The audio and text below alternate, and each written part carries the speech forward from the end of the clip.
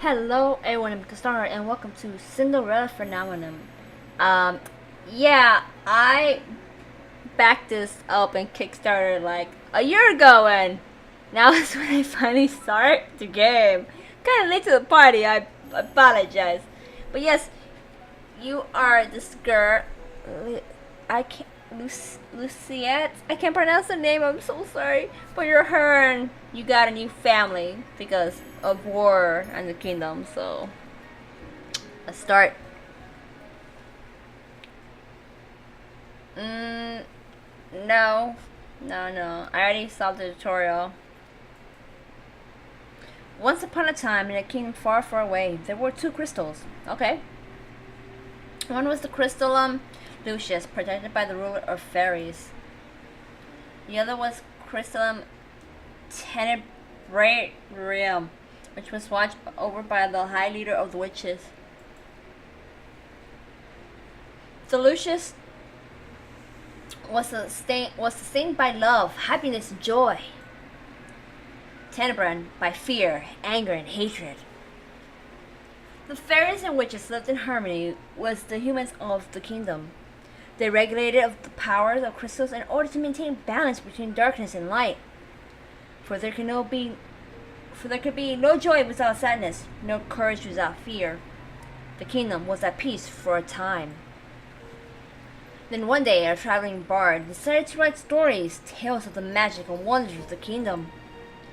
He named these stories fairy tales. In fairy tales, the light always emerged victorious, and true love was a usual reward. The fairy tales spread further than could have been predicted. The humans of the kingdom began to believe the fairy tales were true, and that magic of the witches were inherently wicked and cruel. The witches became hated and feared. Eventually, they were hunted like animals. The witch hunt. The high leader of the witches, in awe of her anger, created the Fairytale Curse. You think we are wicked? So be it. Just as you have taken our happily ever afters, we should take yours. Oh yeah, that's right. Lucette, the main chick, has a curse. The witches used the Fairytale Curse to attack humans. Wow. Huh.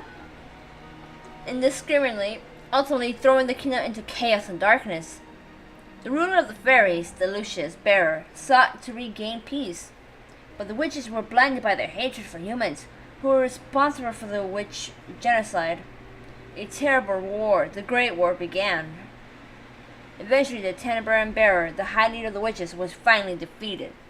The Tenebrarium was lost, peace was restored, and the light, once again, triumphed. But darkness can never fully disappear. It waits in the shadows, impatient for when its time will inevitably return. Wait, what? Lucette, sign here.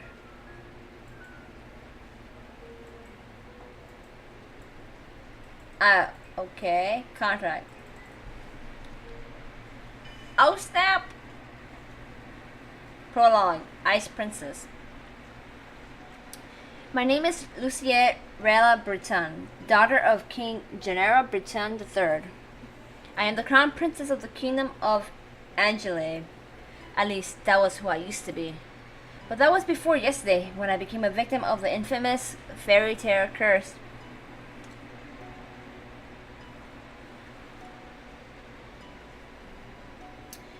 Everyone has forgotten my birthright. Now I am nothing more than a lowly peasant. I feel like I am stuck in a nightmare.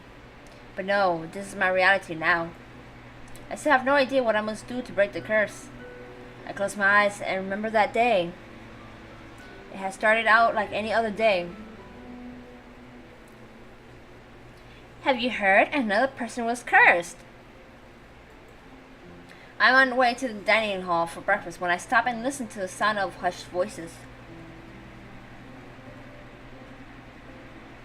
There are two maids standing next to each other with brooms in hand.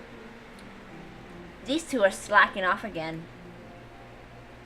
That's terrible. What fairytale curse was it? They say it was Pinocchio. Pinocchio?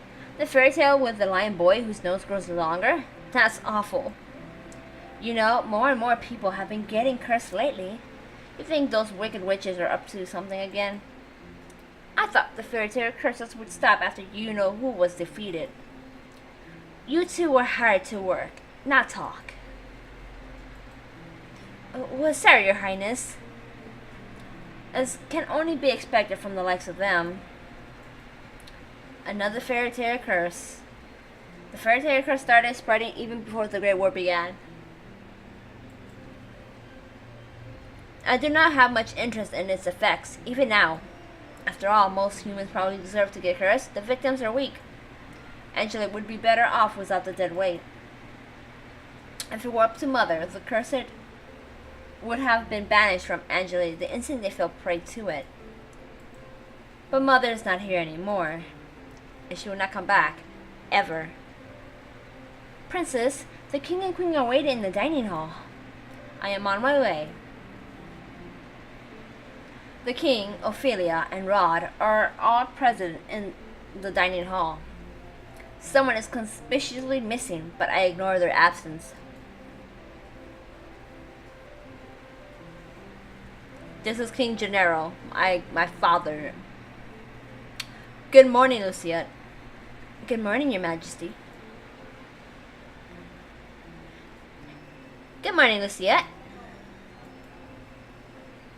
Lucette? Ophelia? Ophelia, white and soft. Every day I wonder why my father, the king, married a lowly baker. She can never be a true queen, for she pales in comparison to Mother. I take my seat next to the king, then look up at the person sitting opposite of me. He has a bunny. Rod Benedict Wade saw, my stepbrother, is bored and quiet as usual. He is 2 years my junior and is the younger of Ophelia's children. He is mute and uses a plush button to voice. Wow. It was apparently given to him by a fairy. He minds his own business and is easy to deal with. But his older sister, my eyes go to the empty seat beside him. She is probably the most infuriating person I have ever had the displeasure of knowing. I'm so sorry I'm late. I was reading and forgot the time. And here she is. Good morning, dear father, Mother. Good morning, Rod. And good morning to you too, Lucette. It's a beautiful morning, isn't it? Oh, God. Emilia Jean Wedensworth, Rod's older sister and my stepsister. She acts as if we are blood, as if she too were born a princess. As if she could be crown princess, perhaps steal my place. I would never let that happen. Now that everyone is here, let us begin. Butlers glide inside with silver trays to carefully serve us breakfast.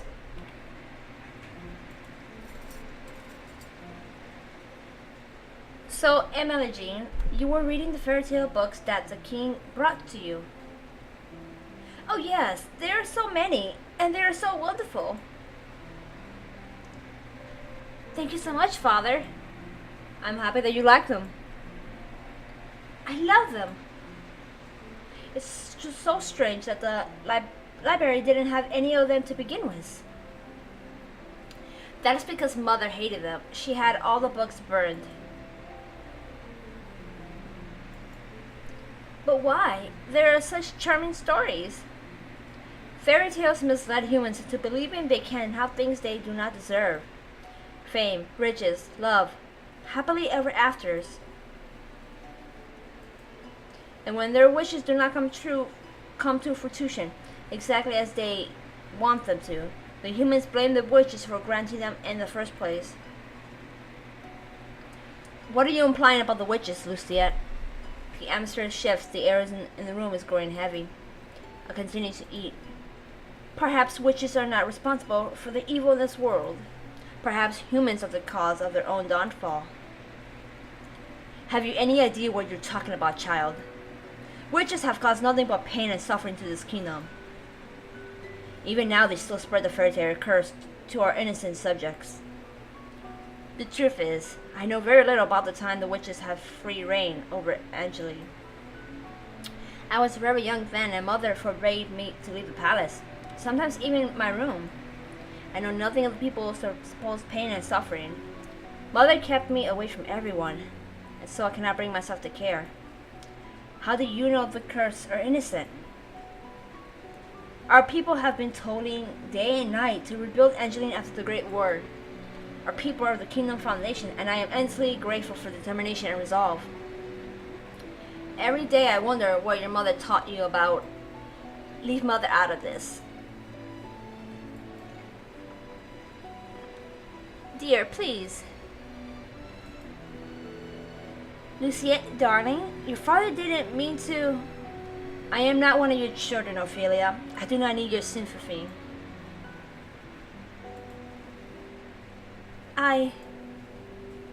Lucette, you will show your mother respect. She is not my mother. I set down my fork and knife and stand up. I am done. Excuse me. My father and I have never got on, but our relationship has significantly worsened since he married the baker.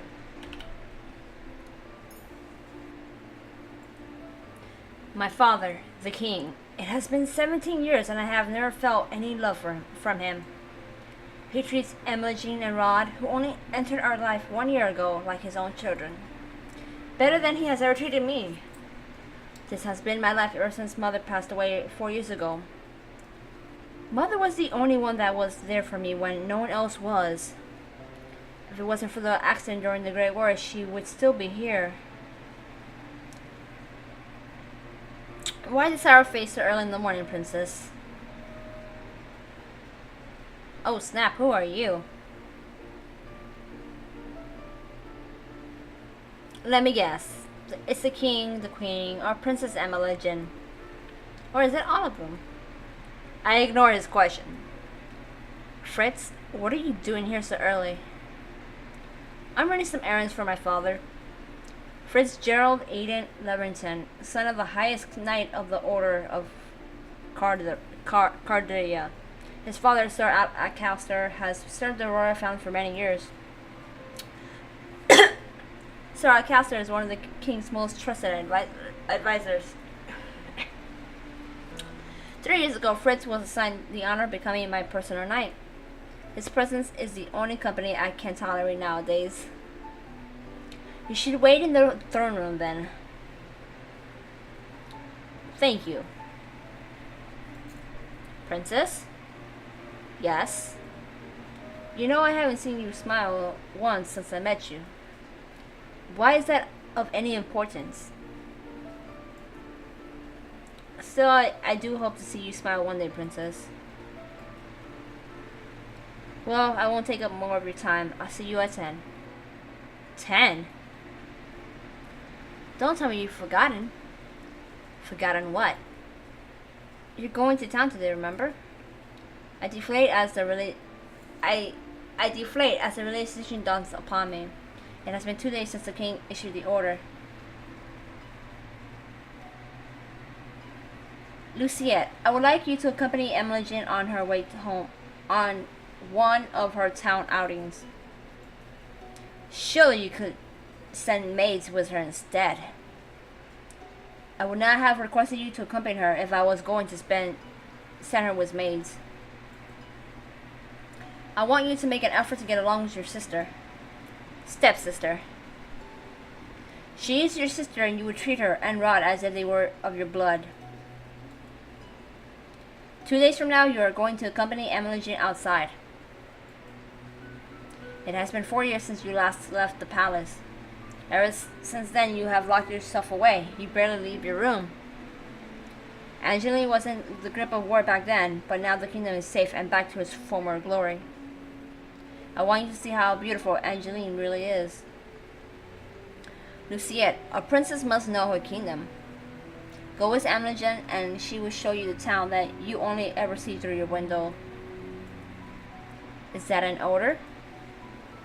If it needs to be. Are we clear? Lucette? Understood. The last time I left the palace was 4 years ago when the king took me with him to check on the people after the Great War had ended. I shook my head, removing myself from the memory. I am safe here. Princess, are you alright?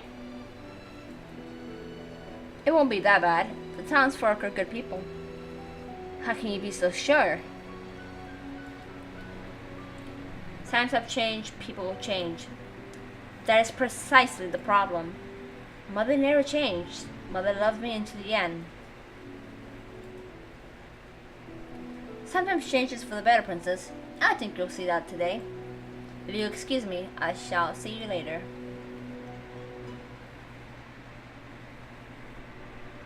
Delora, do you think witches are capable of bringing back the dead? I wish you could talk to me, you and the others.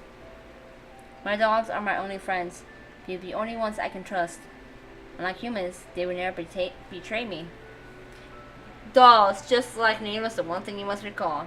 Except, bad things happen in that game. That's all I gotta say. But good things though in the end.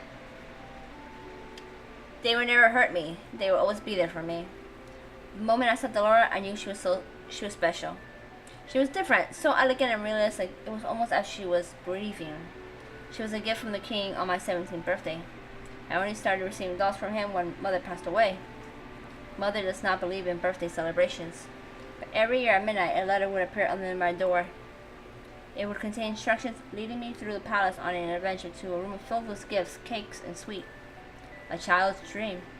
I've been fascinated by the dolls, which had always held a little greeting card. A card with the words, "I love you," on it, signed by M. Mother. The card would tell me to keep those celebrations a special secret, but I didn't need to be told that.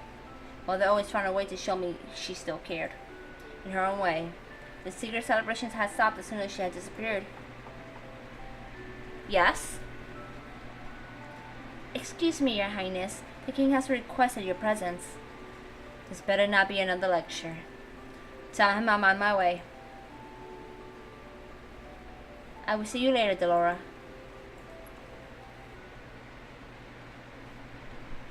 Oh. Oh, hello. Who are you? Good morning, Your Highness. Sir Mithros? Sir Mithros, the royal advisor. Father trusts him a great deal, just like he does Sir Alcaster. Sorry. Every day you look more and more like your mother. I sometimes find Sir Mithros talking to Mother's portrait when he thinks no one is looking. He must have admired her a lot, but I cannot bring myself to think highly of him. There is something about him that puts me on the edge. Are you on your way to see the king? I shall not keep you then. Until our next meeting, dear princess. Your Majesty. Lucette, are you ready? You will enjoy this, Lucette. I've heard this toy shop has lovely dolls. This will be good for you. You will get to know your sister better, and you will be able to interact with and learn about the people of Angielle, about our subjects. I will not learn anything I do not already know. Why do you always believe that the people around you are incapable of good? Because I have seen how quickly people will betray and manipulate each other to get what they want. Mother warned me about human nature. You do not see clearly, Lucette. If you would only open your eyes, you would be able to see how good people really are. I believe I am already quite capable of seeing the true nature of people. After all, I have seen that there is no good in you. Oh, that's so mean, Lucette. Now that's going too far. Lucette, where were you when I needed you 4 years ago? Where have you been ever since? Back then, I've been overflowing with grief and pain. I just lost Mother, my entire world. I hoped that maybe then he would have shown me love and compassion. Even just a hug to let me know someone was there. It had been a childless hope. I had been left alone. I did not see him for months, had barely even heard his voice. You cannot rely on anyone but yourself. You cannot trust anyone but yourself. This is what you have taught me. This is what you have taught me, Your Majesty. I know that I've hurt you. I know that there is something I can do to atone for what I did. But please, Ophelia. But please, Ophelia and her children are not part of that. They do not deserve to be hated. In the end, they still matter more to him than I ever did. Lucette, enough. I have already said I will go. Everyone is waiting outside. I shudder at the thought of leaving the palace after so many years. Lucette, it will be okay. How can you be so sure?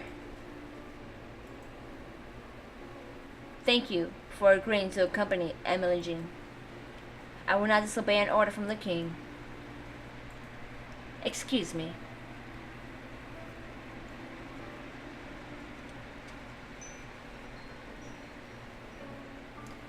Hello, how can I help? Victoria! Emily Jean, Princess Emily Jean, how good to see you! I tell Emily Jean, ignoring her as she embraces her friend. I glance around the small shop. The dolls displayed are nowhere near the quality of the ones in my room. I can't understand why Emily Jean insisted she buys gifts for her friends here. I cannot believe I am outside the palace. There's no need to be tense, Princess. I would never let anything happen to you. Your only job is to relax and enjoy yourself. You ask the impossible of me. There is no need to be formal, Victoria. I'm still the same as I was. Oh yes, Rod's come along as well. It's been a while, Victoria. Oh, the plush doll is speaking. Good to see you again too, Rod. I was Todd. And I must introduce you to Her Highness, the Crown Princess Lucette. The look on I don't know why I said Victoria, wow. Virokia's face as she takes a step back from me is all too familiar. Fear. My apologies for being so rude, Your Highness. Good morning.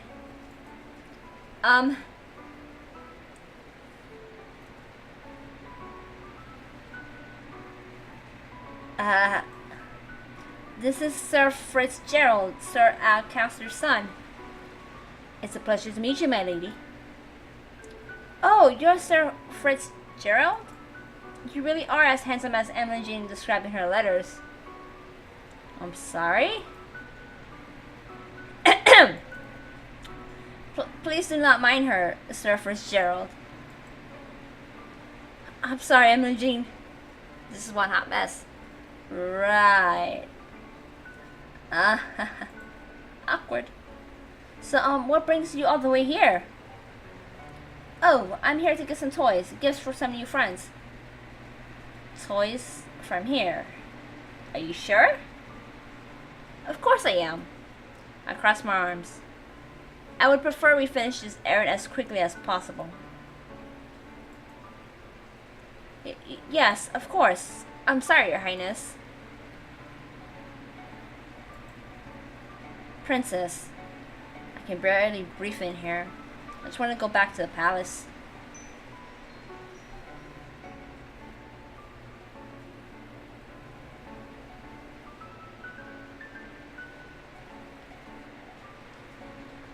Good morning. Up until this point, I had always considered Mother to be the fairest beauty in the land. The lady that walks in proves me wrong. Her beauty is mesmerizing and clearly without peer. Everyone in the shop is openly staring. Oh, you're early today, ma'am. I have some important errands to run later today. Are the items ready now? Oh, of course. Let me go and fetch them for you. I'll just be one moment, Emily Jean. Why is she smiling at me? Here you are, ma'am. Thank you.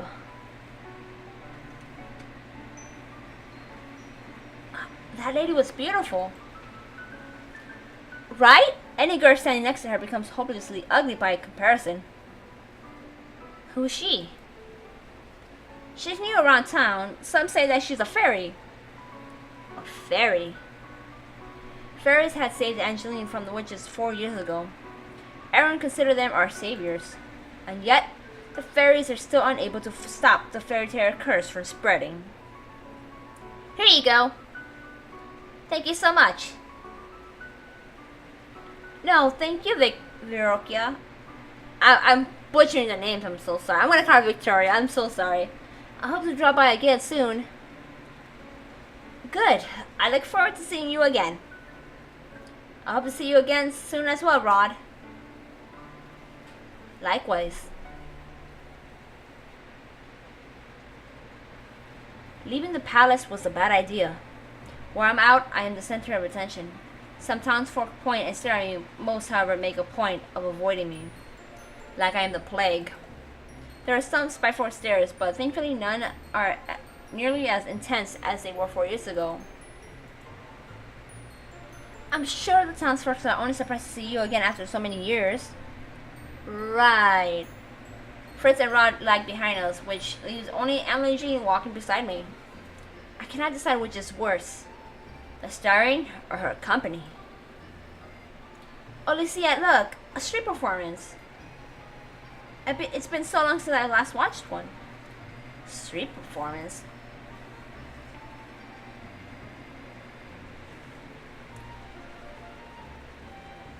Good day, everyone. My name is Waltz, and I'm here to spread some happiness and magic. The boy named Waltz snaps his finger, and colorful flowers start to rain down from the sky. I bet you it's just somebody throwing the rose petals above from somewhere. Isn't that pretty, Lucette? And are those the princess over there? It is an honor to have you in attendance. Please accept this humble gift. He snaps his finger and white lilies appear in his hands. Oh, thank you. The boy looks at me as if expecting some kind of reaction. When he gets nothing from me, he sighs and gives me a wry smile. I hope to see you again during the next show. Well, definitely try. He gracefully bows before moving back into his area to perform more magic tricks for a gathering crowd. There are performers like this all around, Angeline. I love them. Maybe someday we'll get to see some musicians too. Those are my favorite. I do not intend to leave the palace again. But you don't like it out here? Rod and I grew up here. I love Angeline, and this is my favorite part of the kingdom. I wanted to share this with you, Lucette. I know you didn't really want to come, but you still tagged along. That means a lot to me, so thank you. I did not do this for you. I am only here because the king ordered me to go with you. I just want us to be closer, Lucette. I would like to try and be your friend. I do not want or need your friendship. No matter how you act around me, we are not and will never be sisters. I'd take care to remember that if I were you. But Rod suddenly grabs my hand, pulling me away from Imogen. Stop. He is staring daggers at me. I think this is the first time I've ever seen him angry. Rod, don't. Let me go. Both of you ought to stay away from me. I feel the heavy atmosphere as I turn to look at the people staring at us. Their expressions mirror the look of disdain I saw years ago. Anger, disgust, hatred. I begin to walk away. Princess, wait! Don't follow me. Princess! I adjust my cloak, making sure my face is hidden from view. I never should have left the palace. As I walk around, I watch people bumbling down the streets. So carefree. They work so hard for so little reward. They could work their entire lives and never have a fraction of what I have. And yet, they are happy. And I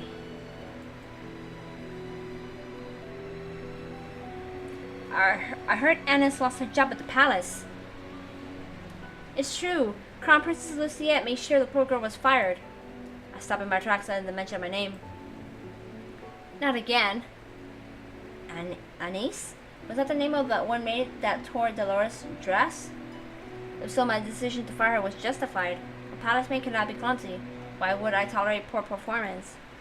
What did I do that was so wrong? I know that Anise was hardworking and big-hearted. Very good was medicine. Shame she lost her job so quickly. You know how hard the crown princess is to please. My friend at the palace says she doesn't even smile. Only goes around with that cold look on her face. That's probably why they call her the Ice Princess. Ice Princess? So all those times I've heard the servants saying that, I've always suspected they were talking about me. She's the complete opposite of our Princess Imogen. That child's an angel. We all know she would be crowned princess. She should, sorry. Annoyance begins to simmer inside me. I cannot stand hearing anymore, so I walk away. Ever since Imogen entered my life, I am always being compared to her. And now I have become second best. I am Lucette Aurelia Breton, daughter of King Gennaro Breton III, and the crown princess of the kingdom of Angielle. I am of royal blood. She is nothing. And this is where I will leave it off. If you guys are enjoying the series, give the video a thumbs up, and I will see you in the next one.